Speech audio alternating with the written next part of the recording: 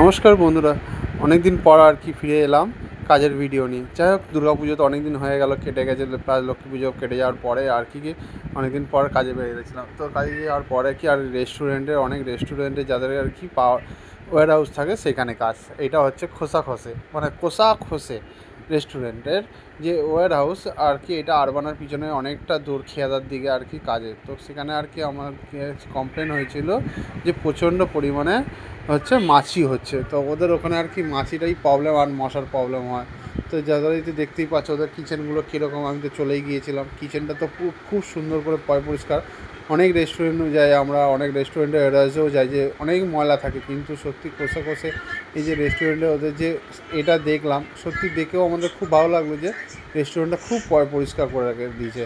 মানে সব জিনিস ঢেকে ঢুকে যেরকম জিনিস আর কি ভালো করে কাজ হওয়ার পরেও আর কি তারা আবার পরিষ্কার করেও ছিল।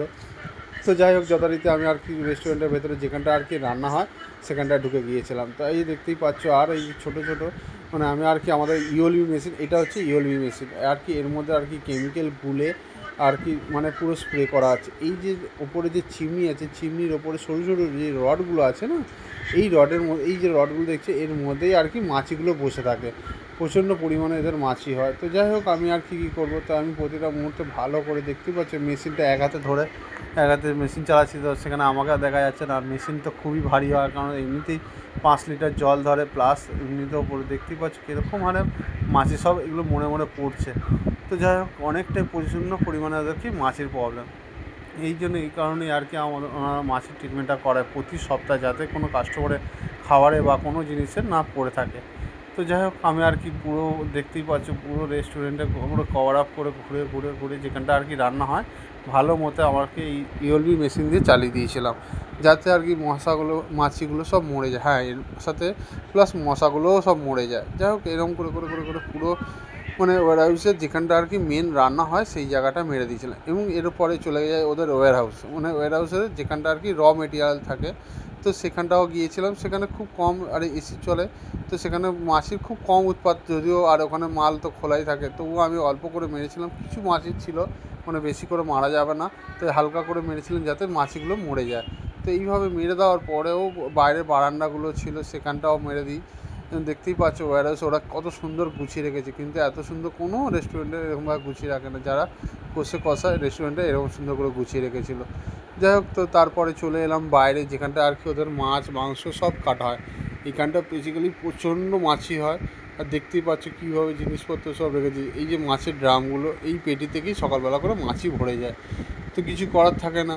যাই হোক, যথারীতি আমি আর কি করবো, তো সঙ্গে আর কি পুরো মেশিনটা চালিয়ে দিলাম, দিয়ে পুরো ভালো করে মাছিগুলোকে মেরে ফেললাম। এবং দেখতেই পাবে যে এদের ব্যাক সাইডে আর কি খাল আছে, তো ওখান থেকেও কিছুটা প্রবলেম হয়।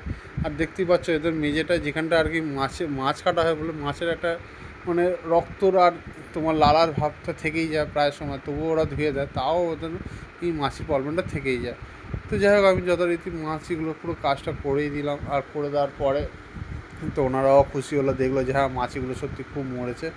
তো যাই হোক, এরকম ভিডিওটার মধ্যে একটাই জিনিস বোঝাতে, যে যদি আপনাদের কখনও এরকম প্রয়োজন হয়, মাছি বলুন, মশা বলুন, কোনো আদার্স কোনো পেস্টের যদি প্রবলেম হয়, আমাদের সাথে যোগাযোগ করতে পারেন। তাহলে আর কি আমরা সবসময় আপনাদের সাপোর্টে থাকবো, এবং কীভাবে করলে কীভাবে সুস্থ করা যায়, যে পেস্টগুলোকে তাড়ানো যায়, তো সেটারই আমরা আপনাকে দেখাবো।